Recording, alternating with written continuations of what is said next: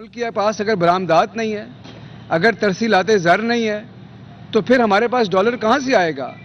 پھر ہمارے پاس ڈالر قرضوں سے آئے گا، اور یہی ہمارا ملک کرتے آیا، اور سیاست کی دکان ہم چمکاتے رہے اور معیشت پہ کمپرومائز کرتے رہے، اور آج الحمدللہ ہم اس راستے پہ ہیں کہ ہم نے IMF پہ ڈیپینڈنس سے نکلنا ہے، ہم نے اس بوم اینڈ بس سائیکل کو توڑنا ہے، ہم نے اپنی برآمدات کو بڑھانا ہے، اور کئی سالوں کے بعد برآمدات کو بڑھانے پہ ہمارا فوکس ہے۔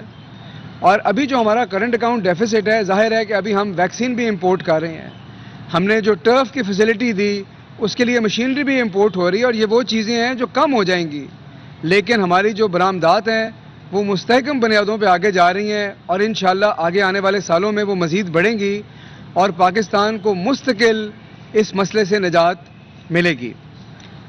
ہمارے جو پرانے حکمران تھے پنجاب میں، شہباز شریف صاحب، ان کی ترجیحات کیا تھیں؟ ان کی ترجیحات تھیں سلیکٹو ڈیولپمنٹ، ان کی ترجیح یکساں ترقی نہیں تھی۔ یکساں ترقی ہمارا مینیفیسٹو ہے، ہمارا منشور ہے، ہمارا مشن ہے۔ اگر ان کا منشور سلیکٹو ڈیولپمنٹ نہ ہوتا تو کیا وہ ایک ایسے صوبے کے اندر جہاں پہ لوگوں کو پینے کا پانی بھی میسر نہیں تھا، اور آپ کے پیریفری پہ ساؤتھ میں جو لوگ ہیں وہ غربت کی لکیر سے نیچے زندگی گزار رہے ہیں، وہ تمام پیسے اپنی کانسٹیچوئنسیز میں ڈالتے؟ انہوں نے ڈالی۔ میں سمجھتا ہوں کہ ہمیں پرانے پروجیکٹ ڈاکومنٹ کھول کے یہ جو ان کی ساتھ ہمیں سوشل کرپشن بھی دیکھنی چاہیے۔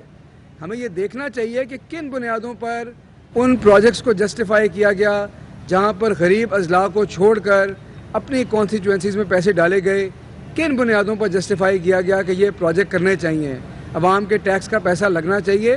یہ صرف فائنینشیل کرپشن نہیں ہے، یہ سوشل کرپشن بھی ہے، اور ہمیں سوشل کرپشن کی بات بھی کرنی چاہیے۔ اگر کوئی عوام کا حق چھین کر اپنے حلقوں پہ لگاتا ہے تو اس سے بڑا کوئی جرم نہیں ہے۔ میں سمجھتا ہوں اس کو بھی دیکھنا پڑے گا۔ ویسے شہباز شریف صاحب کا جو کیس ہے وہ ان کا پاناما ہے۔ جیسے پاناما آپ نے پیچھے دیکھا تھا، یہ جو 16 ارب ہے، یہ شہباز شریف صاحب کا پاناما بھی آن پہنچا ہے، اور یہ اس پاناما سے جان نہیں چھوٹے گی۔ آپ دیکھیں گے ہسٹری اپنے آپ کو ریپیٹ کرے گی، اسی طرح عدالت سے بھاگیں گے، اسی طرح سزائیں ہوں گی، اسی طرح عدالتوں کی یہ کردار کشی کریں گے، اسی طرح باہر جانے کے ہیلے بہانے کریں گے، دوبارہ آپ دیکھیں گے ہسٹری کا پہیہ چلے گا، لیکن یہ احتساب سے بچ نہیں سکیں گے۔ تیسری بات، ان کی گورننس کے حوالے سے کیا ترجیح تھی؟ ان کی گورننس کے حوالے سے ترجیح تھی فوٹو شوٹ کرانے۔ ہماری ترجیح ہے ریئل گورننس، اور میں نے آپ کو بڑی دفعہ یہ مثال دی کہ جی یہ کھڑے پانی میں تصویریں کھنچواتے تھے، ہم نے انڈر گراؤنڈ واٹر ٹینک بنوائے۔ میں آپ کو ایک اور مثال دیتا ہوں، جس کا گورننس سے انٹرسٹ ہو، جس کی کمٹمنٹ گورننس کے ساتھ ہو، وہ اداروں کو مضبوط کرتے ہیں۔ کیا کیا انہوں نے بلدیاتی اداروں کے ساتھ؟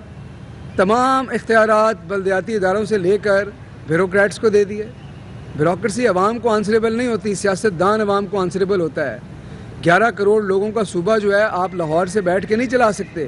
پہلے دن ہم نے یہ بات واضح کی، جنوبی پنجاب میں بھی یہ کر کے دکھایا، آج بلدیاتی قانون میں بھی یہی کر کے دکھا رہے ہیں۔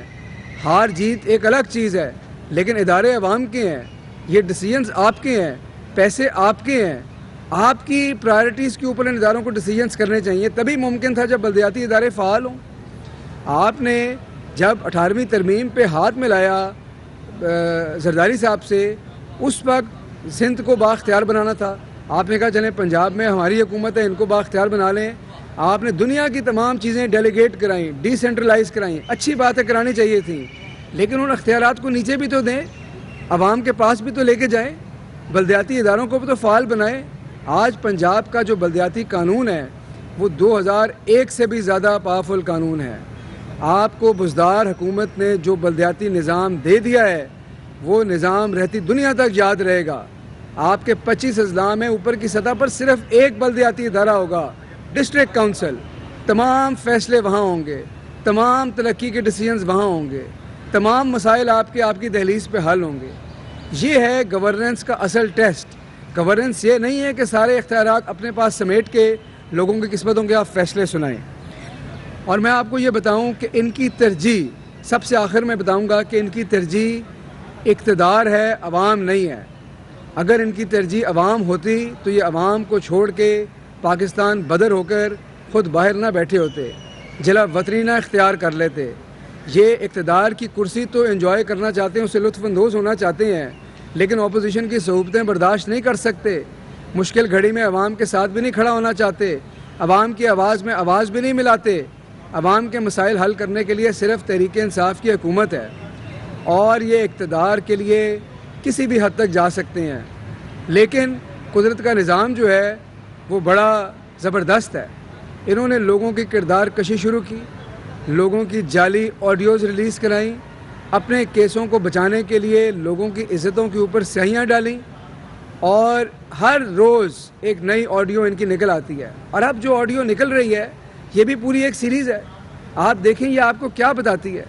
یہ بتاتی ہے کہ کیسے ان کا فوکس جو ہے وہ میڈیا کے اوپر ہے, کیسا ان کا فوکس جو ہے پرسیپشن بدلنے کے اوپر ہے, عوام کے ذہنوں کو دھوکہ دینے کے اوپر ہے, کیسے یہ بیسیکلی اپنے آپ کو سیاست کی دنیا کے ڈیوڈ کاپرفیلڈ سمجھتے ہیں. یہ شعبدے بازی دکھانا چاہتے ہیں.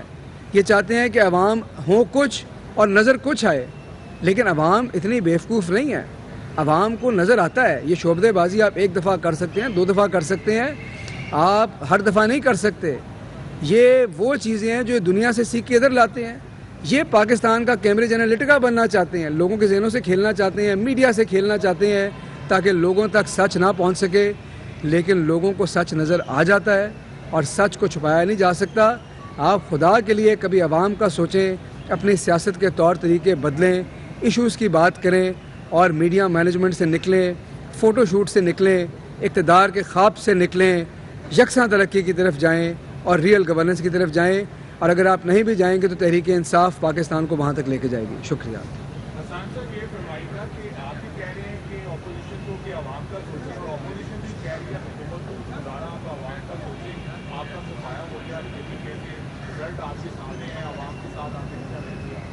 کیا آپ سمجھتے ہیں واقعی مہنگائی اصل وجہ تھی یا غلط امیدواروں کے حوالے سے جو کہا جا رہا ہے وہ اصل وجہ تھی؟ دیکھیں, پاکستان جو ہے وہ ایک مشکل وقت پہ کھڑا ہے, اور یہ بات سب کے سامنے ہے. اور ہم نے بارہ آپ سے یہ بات کی کہ کرونا بھی آیا, پاکستان کے اندر آیا, 100 سالہ کرائسس بھی آیا, گلوبل مہنگائی کی لہر بھی تھی. اس کے باوجود جب خیبر پختونخوا کے الیکشن کا رزلٹ آیا تو وزیر اعظم عمران خان نے کیا ٹویٹ کی؟ کیا انہوں نے ذمہ داری کرونا پہ ڈالی؟ کیا انہوں نے ذمہ داری گلوبل انفلیشن پہ ڈالی؟ انہوں نے خود پہ ذمہ داری لی, پارٹی پہ ذمہ داری لی. یہ ہے ٹیسٹ آف لیڈرشپ, یہ ہے ٹیسٹ آف کریکٹر.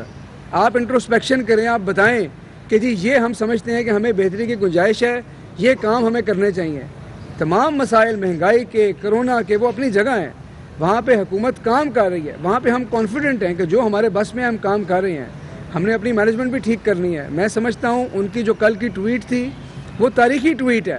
یہ لیڈرز کے لیے ایگزامپل سیٹ کرتی ہے کہ کیسے آپ نے کھڑے ہو کر اپنے ذمہ داریوں کو اون کرنا ہے, اپنی پارٹی کی غلطیوں کو اون کرنا ہے, اور آگے دیکھنا ہے کہ ہم نے ان کو کیسے ٹھیک لے کے جانا ہے. تو میں سمجھتا ہوں تاریخی دن تھا اس حوالے سے.